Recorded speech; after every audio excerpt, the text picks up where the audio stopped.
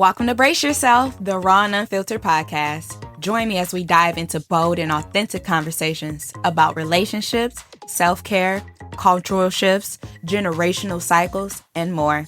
This podcast is your go-to for real talk and eye-opening insights, all while challenging norms and inspiring change. Tune in to explore the truths that matter most and get ready to embrace the unfiltered reality. Your crown has already been bought and paid for. All you have to do is put it on your head. James Baldwin. Let that one sink in, y'all. You're already equipped with everything you need to make it through, even while life tries to knock you down. Hey, everyone. Welcome back to Brace Yourself, the Raw and Unfiltered podcast. It's your girl, Ariel Marie. And today, we're keeping it real, unfiltered, and all about life. February is still Black History Month. So before we get into today's episode, I want to share some empowering facts. Did you know the Montgomery bus boycott, which launched the civil rights movement into mainstream action, lasted over a year? That's 381 days of Black people coming together, resisting oppression, and showing the power of collective strength and determination. Let this serve as a reminder, okay? Whatever storm you're going through, you have the power to rise, resist, and redefine your story. Now, before I get into today's episode, I do just want to talk about this boycott that is happening, the Economic Blackout Day, February 28th, 2025. Let's talk about it real quick, because we need to put this into action. Because when there's no action, there's no results. We have to put it into work. Okay? February 28th, we turn it off. Don't make any purchases, online or in store, whether it's Amazon, Walmart, Best Buy, nowhere. Don't spend no money on fast food. Don't get gas. Don't go to major retailers, especially if they don't support DEI. Do not use credit or debit cards for non-essential spending. Now, what you can do is only buy essentials of absolute necessary, like food, medicine, emergency supplies. If you must, go to a small or local business. Spread the word. This matters because corporations and banks only care about their bottom line. If we disrupt the economy just for one day, it sends a fucking message. Society is so brainwashed and so caught up on self that everybody like, I ain't doing that shit. I got stuff to do on Friday. I got this, I got that. Hey, did you not just hear what I said? That boycott lasted 381 days? Back then, Black people stuck together for over a year. And you telling me you can't even stick with your people for a day? Not even for 24 hours? Come on now. If they don't listen, we will make it longer. Okay? But our voices need to be heard. Actions need to be taken so we could be taken seriously. Because if we keep operating how we are, we're going to constantly stay in the same space that we are right now. 381 days of Black people coming together, resisting oppression, and showing the power of collective strength. We need to come together. We need to show that power. We need to show that strength. And this blackout, this boycott, on Friday, it's one of the things that's going to show them that. Yeah, you might have a few here and there that somehow they ain't gonna do it. Don't worry about them, okay? Don't worry about them. They sheep. Don't worry about them. You have to worry about your community and what's right and what needs to be done, because a difference needs to be made, or they just gonna keep playing in our face. Okay? Now, let's get into today's episode, which is more like a diary style life update. We're not really talking about world stuff going on or current events or anything. We're talking about me today. We're talking about me because, y'all, life has been a lot, especially with these past few weeks. Changes, challenges, and some true eye-opening realizations. But instead of getting overwhelmed, I want to focus on staying positive, being strong, even through the darkest times, and embracing this new chapter of my life with joy and gratitude. Now, my very first episode, my introduction episode, I introduced myself and I let you guys know that I was in an interracial relationship with my future husband, because that's what I seen him as. And that's how I have always seen him, as my future husband. Sadly, 3+ months into the podcast, not into our relationship, but into the podcast, that is no longer a thing. You know, you think you know someone and you have these expectations, but people could have their own expectations at the end of the day. So, I'm entering a new chapter, one I never thought I'd be in. Single life. Being in a relationship for years and now stepping into being alone comes with its own challenges. Literally, like I was with that man for almost 3 years. Almost 3 years. My life consisted of him and his family and our relationship. And that's a huge change that I have to endure. Oh my God. For the past almost 3 years, I was used to waking up to somebody every morning and going to sleep to somebody every night. Now I gotta sleep and have a pillow next to me just to have that sense of another body there, you know? It's definitely been a big change. But also so many opportunities for peace and self-discovery. When I look back on my relationship, I don't see regret. I see lessons. I see growth. Even though it wasn't all bad, after a while, the bad started to outweigh the good. And I know when I first started my podcast, one of the topics that I wanted to discuss in the podcast was about relationships and navigating them and getting through them and everything else. And I will still be doing that. I'll just have a better insight when I do discuss that as well, because of the situation I'm currently enduring. It's important to never look at life with regret. Everything. And when I say everything happens for a reason. Okay? Everything happens for a reason. I know my relationship was probably like my karma for my past ones.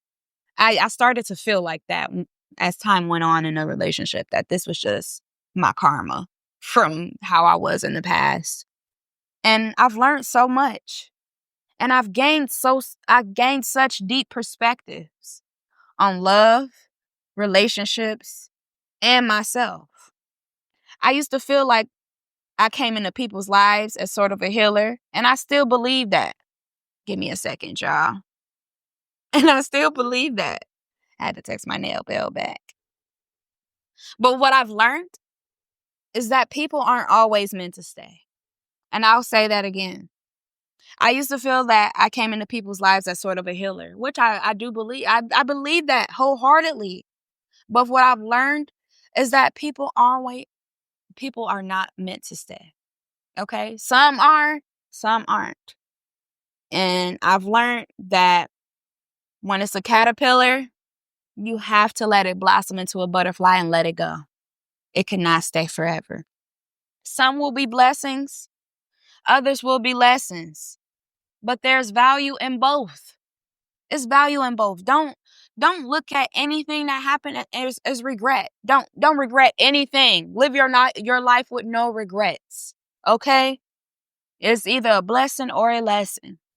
Now, I don't want to drag anybody, but I do want to equip y'all with some tools to recognize red flags in a partner. Let's just say this. If you're in a situation where you feel drained, like the life is slowly being sucked out of you, take a step back and evaluate. Here are some key narcissistic traits to look out for. Lack of empathy. They don't seem to care about how you feel, or they dismiss your emotions as unimportant. Gaslighting.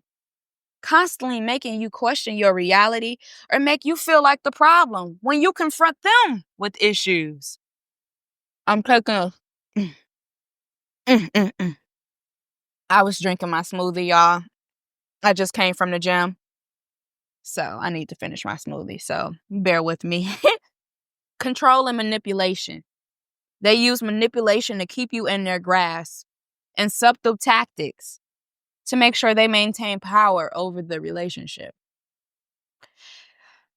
Grandiosity, if I'm pronouncing that correctly, because I was practicing this word all week. But you know what? I always stumble over my words, and it's okay. It's okay. It's okay. Like my nail bell said, it's okay. Go lay down. And that's an inflated ego or sense of self-importance that leaves little room for compromise or mutual respect. Now, like I said, I'm not going to be on here bashing him because there was good and bad in their relationship. It wasn't all just bad. I am grateful for all the good that he has given me and all the greatness that I've experienced with him. I don't want to be on here bashing. That's not what I came on here for, because this is a positive episode. I'm just trying to show y'all those are some red flags to look out for. Okay? Those are red flags to look out for. If they have this sense of self-importance that leaves little or no room for compromise or mutual respect, narcissist. Control and manipulation, narcissist. Gaslighting, narcissist. Lack of empathy, narcissist. Hey, guess what? I didn't know I was with a fucking narcissist. I did not know. I thought I was shown genuine love and affection, which in the beginning I was. And for most of the relationship, I was. And after a while, it turned into narcissism. Which, again, I'm not about to get deep into it. So we will continue on. Listen, y'all do not have to endure that. It will never get better if you do not value yourself enough to walk away. And walking away is how I found my current peace. I promise. Because the way that somebody treats you is because you've allowed them to treat you that way. If you set boundaries and stand on business, people will know not to play with you and treat you that way. But if you sit there and just take that because you think that that's love, and I thought that that was love. I didn't see it as control or manipulation. I didn't see it as gaslighting. I seen the lack of empathy. Yes, I seen the fucking lack of empathy. I seen that all the time. But everything else I didn't see. You know, I had those rose-colored glasses in love, shit-colored glasses on because I was so in love. So in love. Love is blind, okay? It's blind, baby, because I was so in love. And I didn't notice any of these red flags. I didn't care about them. I wasn't paying attention to them. But I'm here to say, you got to pay attention. Because the way somebody treats you is how they really feel. Actions speak louder than words at the end of the day. They could tell you, oh, I love you, this, and that. Actions speak louder than words at the end of the day. And I used to tell myself, I didn't leave or walk away even with me enduring all of that, because I used to tell myself, like, no, this is the best relationship I've been in. I'll never find nobody else. I don't have to worry about anything. So I'll just deal with this stuff that I'm dealing with here. No. Because guess what? I was losing my sanity. Excuse me. I was losing my sanity to the point to where that first episode that I recorded at the beginning of this year, I was manic in that episode, if y'all didn't notice. Emotions were everywhere. I was high, I was low, I was high, I was low, I was emotional, I was happy. That's because I had just found out some shit in my relationship that I did not expect. So my emotions were everywhere. I was manic. I did not have peace. And for a while, I haven't really had any peace. And I'm finally getting my peace. And it feels so good. At first, I was scared. And that's codependency and scared to be alone and everything else. But we got to remind and tell ourselves, hey, I could do bad all by myself.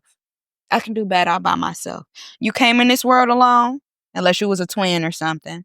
When you came in this world alone, you're going to leave this world alone. Everything happens for a reason at the end of the day. That may be the best gift you ever give yourself, is peace, a sense of self. Letting go is not easy. I'm not going to sit here and act like I snapped my fingers and everything felt okay. I'm still emotional some days. I'm still sad. Okay? Like, I feel like I haven't really had time to really process what's been going on because I've been dealing with so many different changes in life that I haven't really had time to sit with my emotions and everything that has went on. I haven't really been able to really process, damn, I'm single again. Like, ooh, I'm single again. Who told them England win? What Trina say? I haven't even had time to process it. But when I finally get my peace and quiet, I am going to sit and process that. But this is where healing begins, with release, releasing the attachments, releasing the toxicity, releasing the version of myself that I tolerated, staying where I wasn't fulfilled. Again, I'm going to say that one more time, releasing the version of myself that tolerated staying where I wasn't fulfilled. This change is scary. It's scary as fuck. But I'm ready. I'm ready. Because to know me is to know. I just constantly keep elevating and growing. Any situation that I'm in, any relationship I'm in, situation, whatever it is, I constantly grow and elevate. I go higher than the last one. So I'm ready. It's opening up so much space in my life for things that truly bring me peace. My podcast, I will have a nice space to record my podcast. And guess what? We'll start having video podcasts, so y'all can actually see me talking and see my guests talking and see us conversating and everything else. Because before, I didn't really have a space for my podcast to do that. But now, guess what? Hey, got a space, okay? My book club, because I started a book club. Ladies, Mindful Sisterhood Connection on Facebook. Search that book club. Ladies, if you are interested, I do have a book club that is starting. We're starting to read our first book this week. So if you're trying to join and get with it. But the book club, that's something, hosting events, because I really wasn't able to host events like I did when I had my own house because it wasn't the space and everything else. It was just a lot. And just having my own peace of mind. It's not easy. But every time I've stepped into the unknown, I've came back stronger than before. It's about getting comfortable with discomfort and realizing that every ending is a step toward leveling up. Okay? One thing that I do want to stress is give yourself time to heal. Give yourself time to heal. A lot of people try to jump right into another relationship to fill that void, but that's just a Band-Aid. Build your self-love first. Take time to figure out who you are, what you want, and what you need to feel whole. Okay, let me repeat that because I took a pause and then I wasn't supposed to take a pause. Figure out who you are, what you want, and what you need to feel whole without anyone else in the picture. Figure that out first before you start thinking, oh, I need somebody to be cuddled. Because listen, I hate sleeping by myself. But guess what? I'm just going to have to endure that. Or I could just tell Princess to get in the bed with me and then boom, I got body heat right there. But regardless, figure out who you are, what you want, and what you need to feel whole without somebody else. Love yourself so much that you have so much peace within yourself that you are your peace of mind. You are your peace. So when the other person comes, they don't need to be your peace. They just add on to it. And also, I want to say this too. Again, with loving yourself, also make sure you are good. Financially, physically, mentally. Go get a therapist. I already have one. I've been doing a lot of healing and I'm going to continue to do a lot of healing. I have a therapist. I've been constantly building myself up financially, physically, and mentally because I want to be ready for a relationship. I want to be mentally stable. I want to be financially stable. I want to be physically stable, emotionally stable when I enter my relationship because I expect the same from my future partner. So then we won't have to run into these issues that I've been running into in my past relationships. When you truly love yourself, you don't need validation from anyone else. You're at peace with being alone. You're so solid within yourself. that your next partner has to elevate you, not complete you. And that, my friend, is freedom. I'm going to say that one more time. You're so solid within yourself that your next partner has to elevate you, not complete you. And that is freedom. Let me also say this. Not every relationship that ends is a failure. I've gained beautiful moments, life experiences, connections I wouldn't trade for anything. I saw the Taj Mahal. I traveled to India and met some incredible souls along the way. Those memories stay with me, and they're a part of my story. I've gained financial literacy being in that relationship with that man, because he taught me so much about money that I did not know. So I'm grateful for all the things that I have learned in this relationship, whether good or bad. I'm grateful for all of it. I'm stepping into my higher purpose now, and I'm ready to reach my full potential. I know the universe is aligning me for something greater. Sometimes you have to let go of what's weighing you down so you can rise. And that's exactly where I'm at. I want to leave y'all with this. Everything you go through has a purpose. Whether it's a lesson or a blessing, it is all a part of your journey. Don't let fear stop you from embracing change. Work on yourself. Release what no longer serves you. And make room for the unimaginable beauty that's waiting for you. I'll close with a quote from Dr. Maya Angelou. You may not control all the events that happen to you, but you can decide not to be reduced by them. Thank you for letting me pour into y'all today. Until next time, embrace the peace, the growth, and the climb. Stay strong, stay true, and always brace yourself for more. Talk to y'all next week.